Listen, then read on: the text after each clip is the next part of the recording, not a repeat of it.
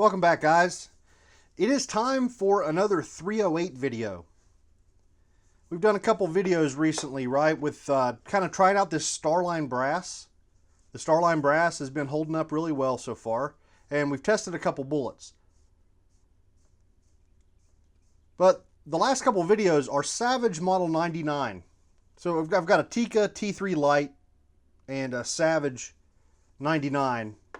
And the last couple videos, the Savage hasn't really liked the bullets very much and hasn't shot very well. So today I want to try something a little easier for the Savage. I need to start narrowing down a good load for the Savage.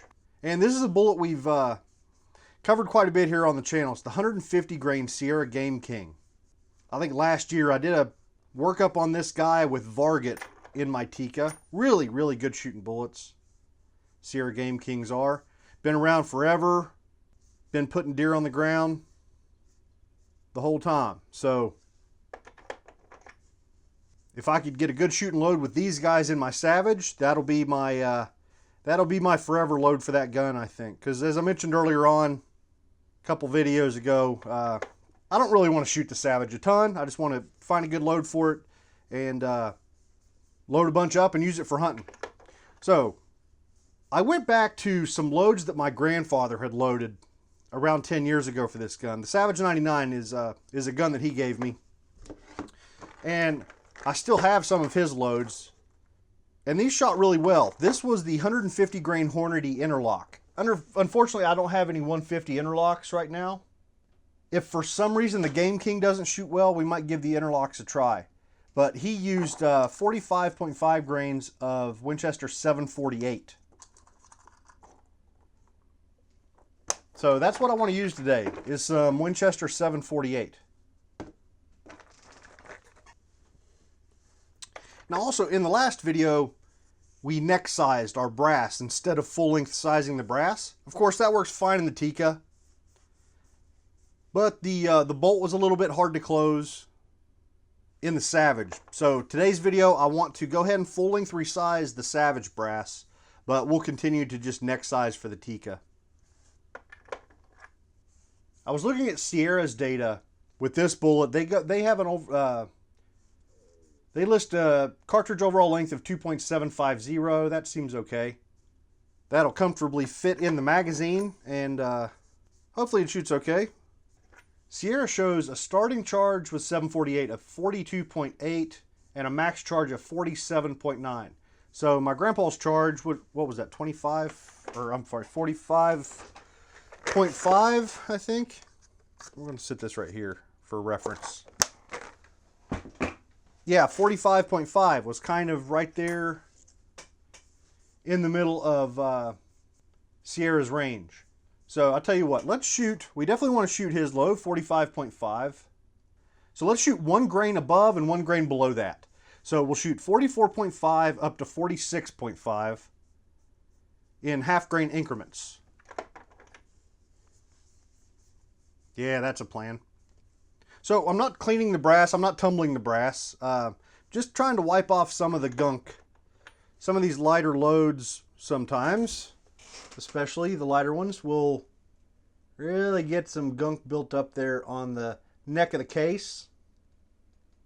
So we don't want that interfering with the sizing process at all or anything. So I'm just wiping that off. Let's see, what do we want to use for primers today? All right, we'll just go with the CCI number 200 large rifle primers. Those were the easiest ones to reach. So that's what we use.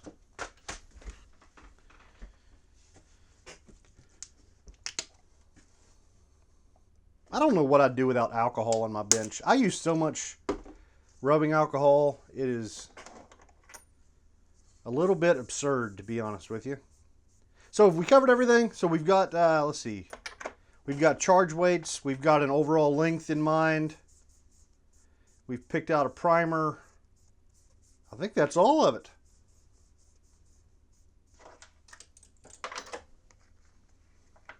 All right, so our Tikka brass is easy. We're just neck sizing, so just going to grab the piece of brass down into a little bit of dry neck lube.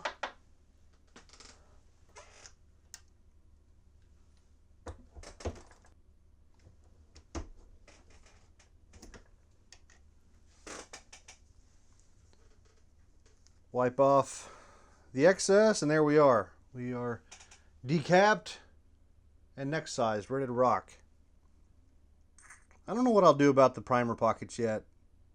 I might leave them alone, or I might hit them with a brush. I don't know. I'll think about it.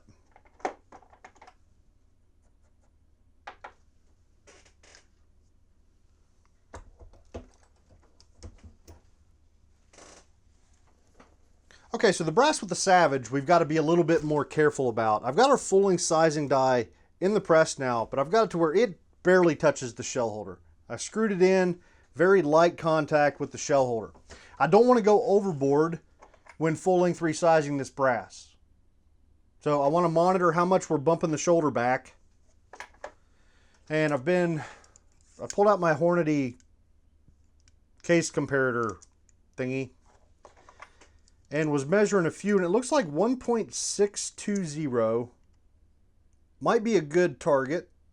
That number means nothing, right? It just, this particular chamber, this gauge installed in this set of calipers, whatever. So the number means nothing. It's just kind of a reference. But measuring these fired cases, I'm getting about from here to the cartridge base about 1.625.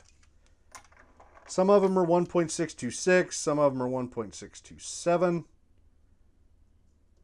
Yeah, there's one that's 1.624, whatever. So if we shoot for a 1.620 number, that's going to be about 5 thousandths of shoulder bump, right? We're going to bring that shoulder 5 thousandths closer to the cartridge base. So let's just run one through with this setting where we are very, very lightly touching the shell holder. I'm using some Reading Imperial sizing die wax. And this first case, I want to go ahead and make sure a little bit gets into that case mouth. Usually when the expander gets lubed up, you don't have to go overboard, because it's a pain in the butt to get that lube out of there. So you got to be sparing with it, but the first couple rounds through, I like to make sure that it's got a little bit of a coating.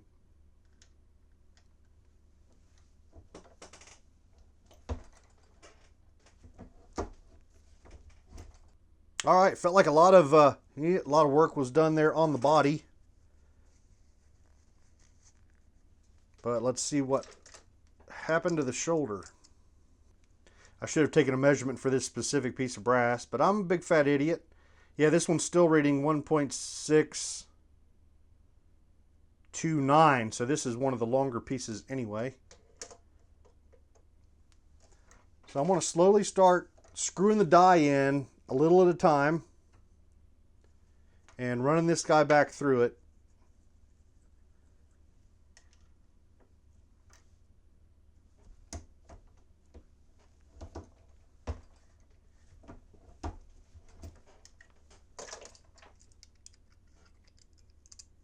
Approximately 10 hours later. There we go, 1.621 now. So that moved it about 5 thousandths right there. Down just a smidgen more, tighten everything up, and then let's see what that gives us. That should be a good setting.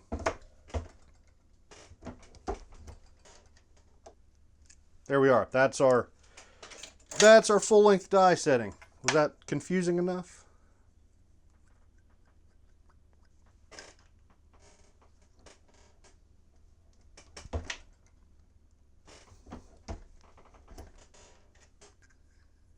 All right, so yeah, especially these first few cases where I specifically put some lube down in the neck of the case, I like to wipe them out with a Q-tip or whatever. They do make proper neck cleaning tools, but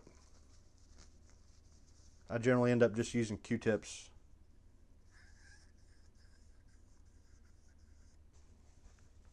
So once I can get through these, then it'll be time, we'll need to measure these, see if any of them need trimmed. I'm hoping they don't. And then we might clean up that primer pocket a little bit, get these guys primed, and then we'll be ready for powder and bullets. So I've been measuring our resized cases. All of the Tikka brass, the 25 pieces that we neck sized for the Tikka, are all just fine. They're all short, but the the Savage brass that we full-length resized, some of them have gotten quite long.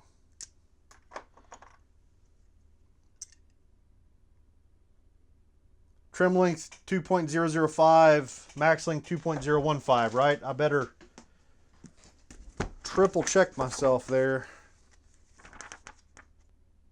Yep, 2.015 max length.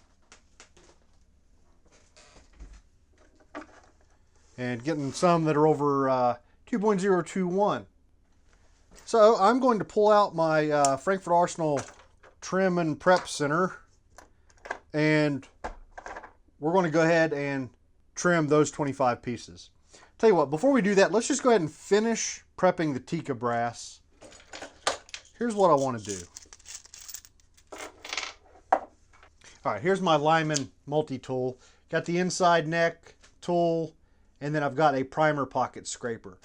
Now, these, you know, they were gently loaded into the gun. They were gently taken out of the chamber. They were gently put back in the box. The necks on these are just fine. So I really don't want to go to town with chamfer, right? The old chamfer's still there from last time. So all I want to do with these guys is just give them maybe a little scrape. Just make sure there's nothing, there's no boogers or anything that have come up inside of that case mouth.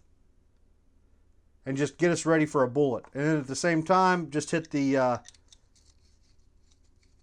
primer pocket with a scraper to get a little bit of the gunk out. So semi-clean primer pocket, chamfered case mouth. We're ready for primers with these guys. So I'll go ahead and get that done with the Tikka brass, and then we'll haul out the heavy equipment to get done with to get on with trimming.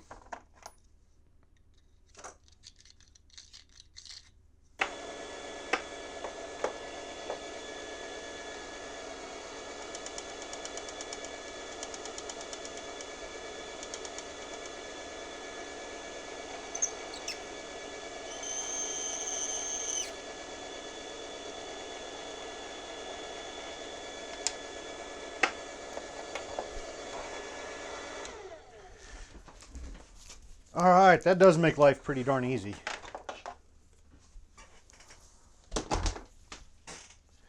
So we are ready to rock. Resized, trimmed, chamfered, deburred, and primer pocket scraped. So it is time for primers.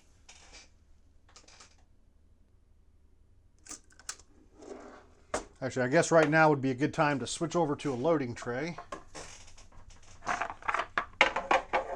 I think this one I had marked. Yeah. See, this side is the Tikka, and this side is the Savage.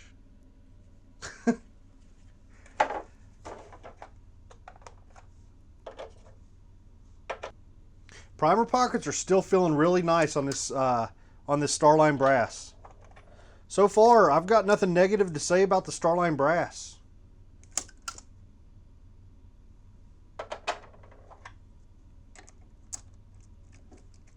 Seems like pretty good stuff and pretty darn good value.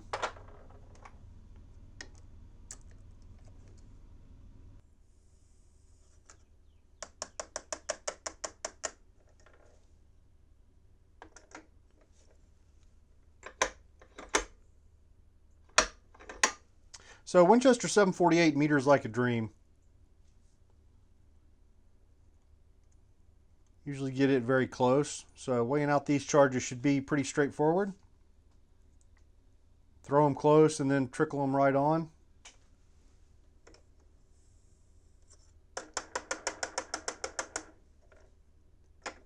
Last couple of videos I filmed, I've been using this stupid little $15, $20 scale that I reviewed a couple weeks ago. This scale freaking rocks. Like it performed well during the review and the little bit I had used it at that point. But I've used it quite a bit now, and this thing is good. Like, it works very well for trickling. It is perfect as far as accuracy goes. I keep my check weights close by and throw one on there every once in a while, and they're always perfect. I don't know how it's going to be for durability, but this is This is a pretty nifty little scale.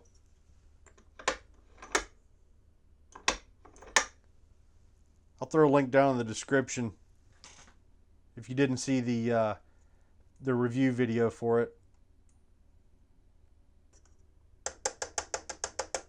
All right, so I'm weighing out our 10 44.5 grain charges.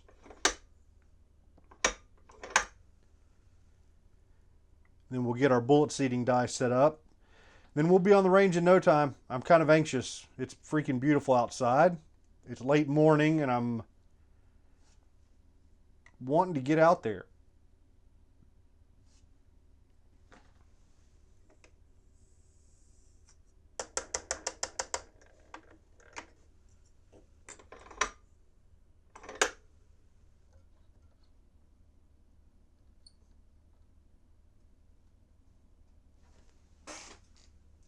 All right, what was our overall length? 2.750. Let's see if this gets us anywhere close.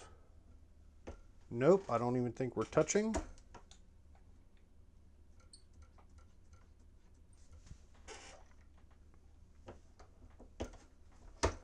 All right, that should be just about it right there. 2.752, that's pretty darn close. Let's seat a couple others and see if they agree.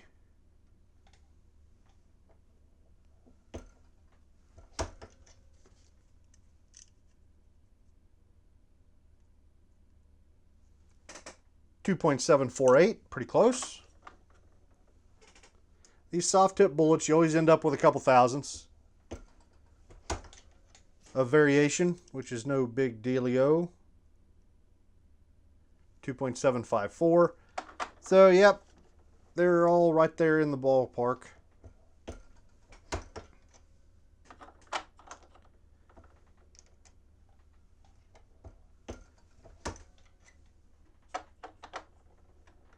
Okay, now with the Savage Brass, I don't know of any reason why they would be different than the Tikka Brass. 2.748.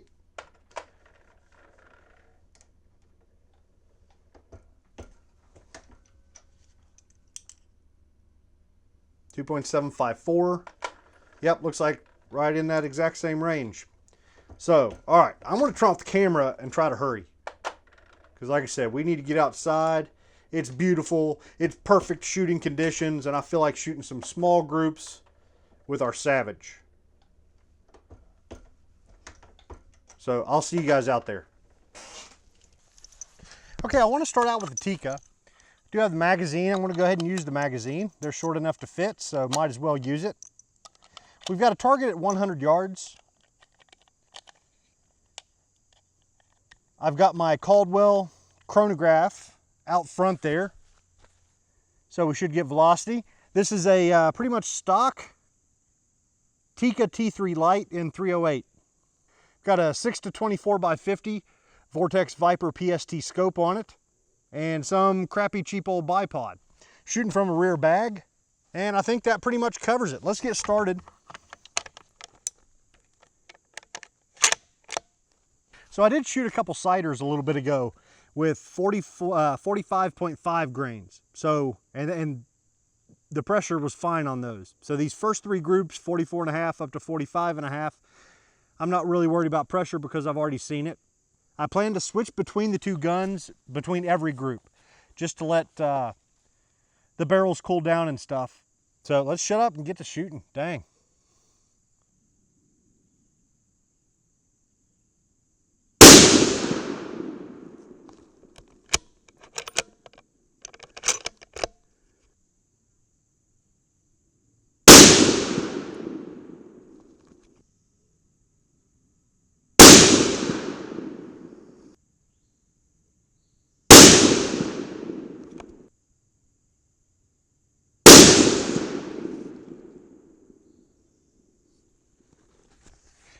All right, I like that start. I really like that start.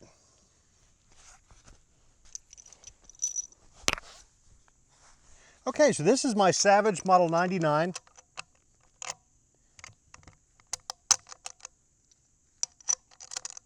I'm also just going to go ahead and load up the magazine here. This has got the rotary magazine with the counter on the side.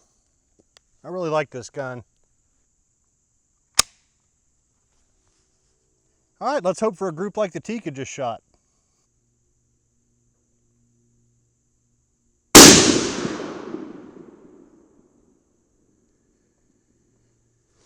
That's probably off camera. It's low and to the left. After this first group, I'll move the sights. Sorry about that.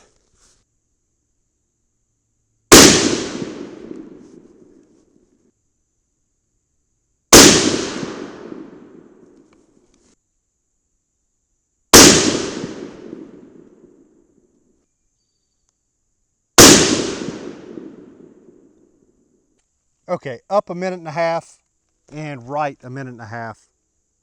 All right, that should be better. Yeah, that group ended up not being all that awesome. Okay, back to the Tikka, and we're looking at 45.0 grains. If I can find the mag well, there it is. Yeah, 45.0 grains of Winchester 748.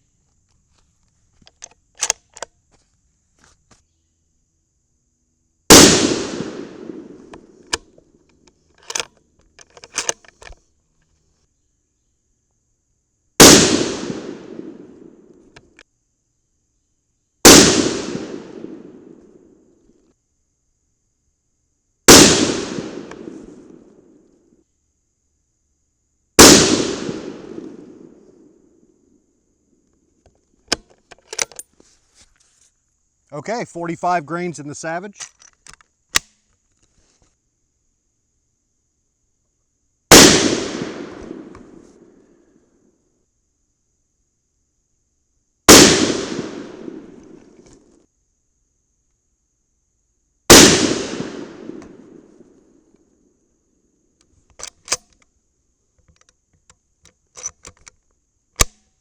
So I'm trying something different with the Savage. When I'm shooting with a bipod, I generally lean into the bipod really hard. Like I load up my bipod a ton. And that's fine on my Tikka or on my ARs with free float rails, but started wondering, whether that might be pushing the stock into the barrel here on the Savage in a weird way or something like that. So I'm kind of trying to do a minimal pressure on the gun sort of technique right now, and that's why the gun's jumping around a lot under recoil, but we'll see if the groups improve any.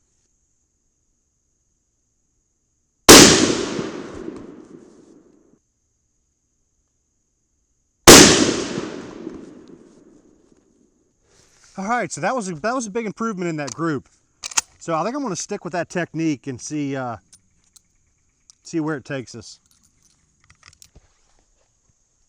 Okay, third group with the Tikka, 45.5 grains. The barrel is still pretty darn cool. Nothing to worry about there, I don't think. We'll see how it shoots.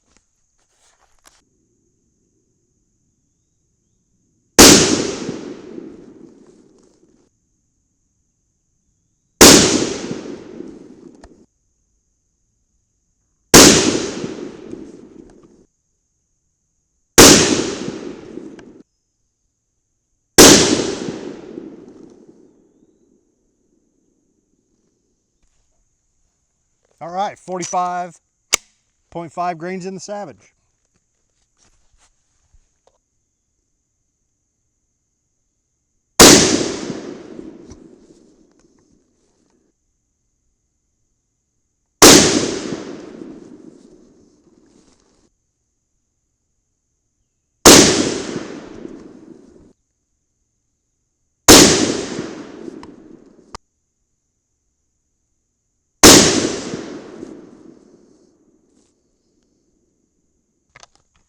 Okay, 46 grains with the Tikka.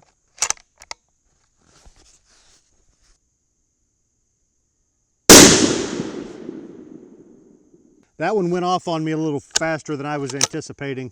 I think I was pretty close, but I might have pulled that one pretty hard.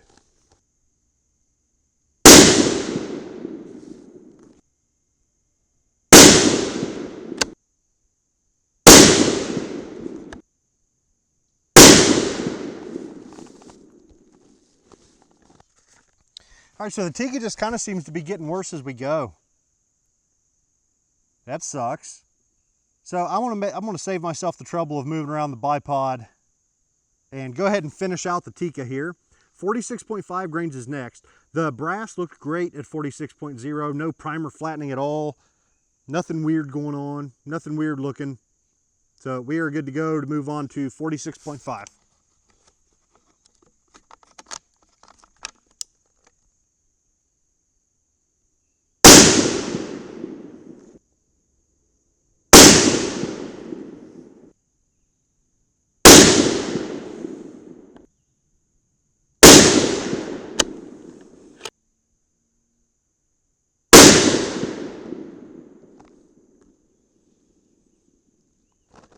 All right, guys, we've had a little bit of technical difficulty.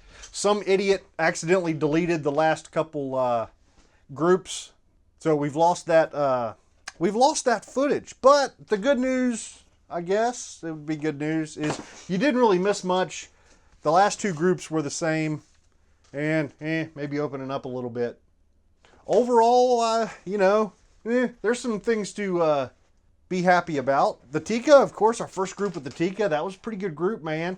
If I would have kept that one over there, whoo, it would have been a really good group. But that's not bad. 0.91 inches. It just kind of got a little bit worse and worse and worse as we went.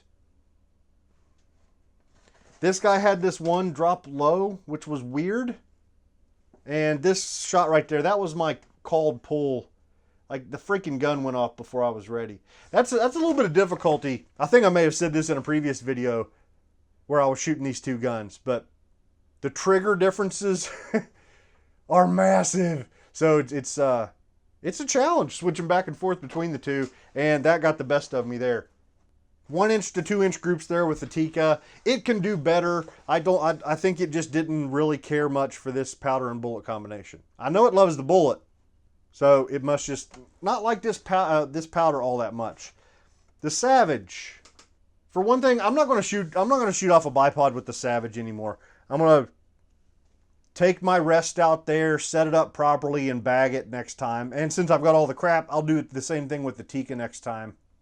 Because I think once I stopped leaning in, the group, of course, the group right after, or the group whatever we were doing, that was our best group with the Savage, a 1.62 inch group.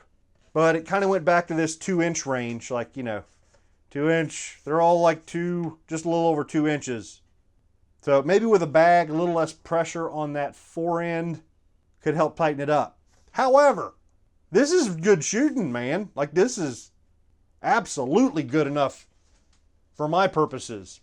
And one thing that I didn't have the standard deviation on the screen there while we were shooting, but it was fascinating. The standard deviation with the Tikka was a little bit all over the place, kind of a little bit gross. 21.9, 11.6, 16.8, and 14.2. So no stellar standard deviation numbers. When we got up here to the highest charge, the chronograph stopped reading. I don't know, it was getting a little bit dark, but I don't know if it was that or if it was, where I was at in the chronograph window that I was shooting through. Maybe it just stopped reading, whatever. We only got one reading, and it was 29.56. We'll get to velocity here in a minute, but this was pretty darn impressive velocity. But let me finish the standard deviation discussion here. 7.4, 7.8, 11.3, and 8.3. And then we didn't get readings over here. Those are freaking sweet standard deviation numbers in the Savage. So it seems like Grandpa knew what he was doing when he picked Winchester 748. So the velocities between the two guns were pretty darn close.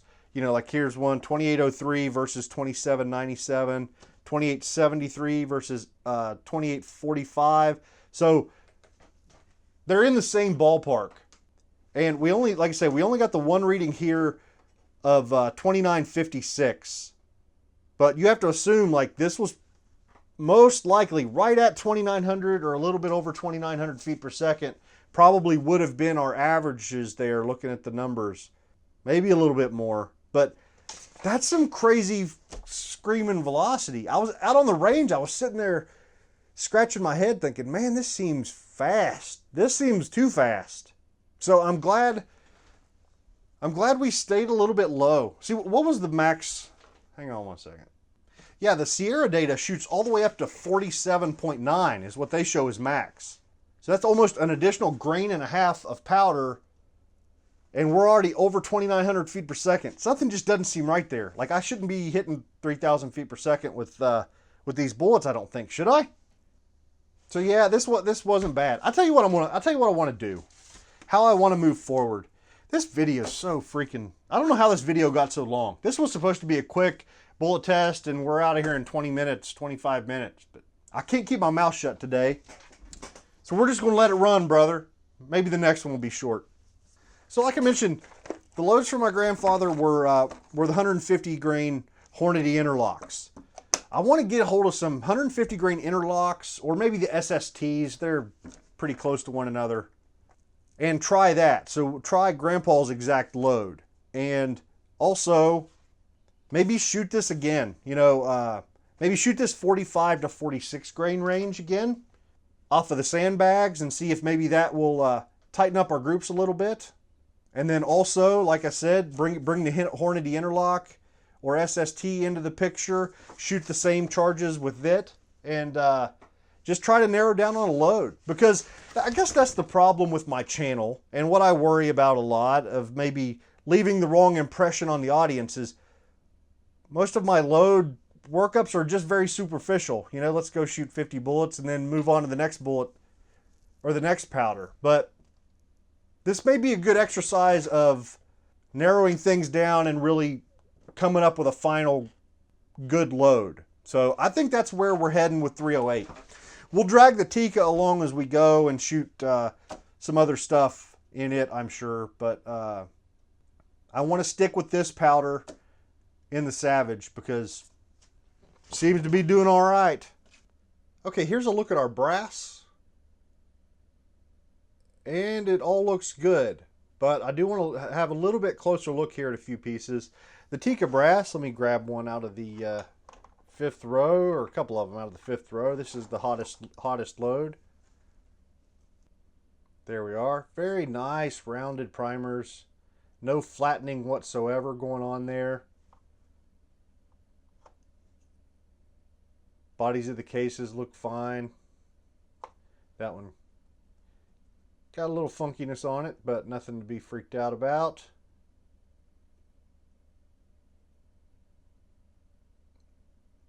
So that's what a good piece of brass looks like out of the Tikka. Now, next I want to show you, let me grab a couple out of, this is the lightest row for the Savage. Much different look. I'm going to have to film this and then watch it back to see if I'm getting what I want to on screen probably. But that breech face in the Savage leaves some very distinct tool marks on brass. And it can definitely be mistaken for pressure. And the primers get a little bit of flattening. Nothing crazy. Like, you know, there's still nice round edges around the perimeter, but still tooling marks and a little bit of flattening. Is totally normal in this gun. So if we go over to a couple of the hottest load,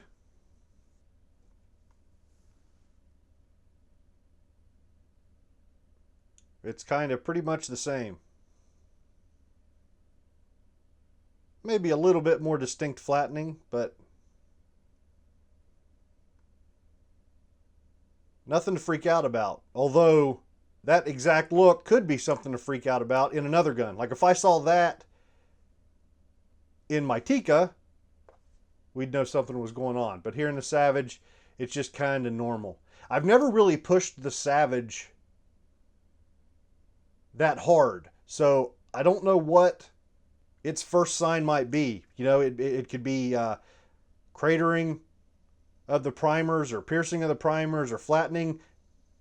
You're basically just looking for any change. You want to shoot some light loads, get a baseline, and then that's your reference. There's no pictures on the internet that can be your reference. It needs to be your own gun and reading what it's trying to tell you. Looking good. All right, so if you enjoy the channel, want to kick in a couple bucks to the bullet budget, head on over to patreon.com/reloading. We just opened up the page a couple days ago, and the response so far has been insane, overwhelming. And to those of you who've already signed up and pledged your support, I most sincerely appreciate it. And those of you who haven't checked it out yet, check it out, man. Patreon.com/reloading. I'll have links in the description, probably down in the comments section. I may tattoo it right here at some point, just, you know, for screen time. I'm not sure. It's all new, man. It's all new to me right now, so we'll figure it out. All right, I'll see you guys next time.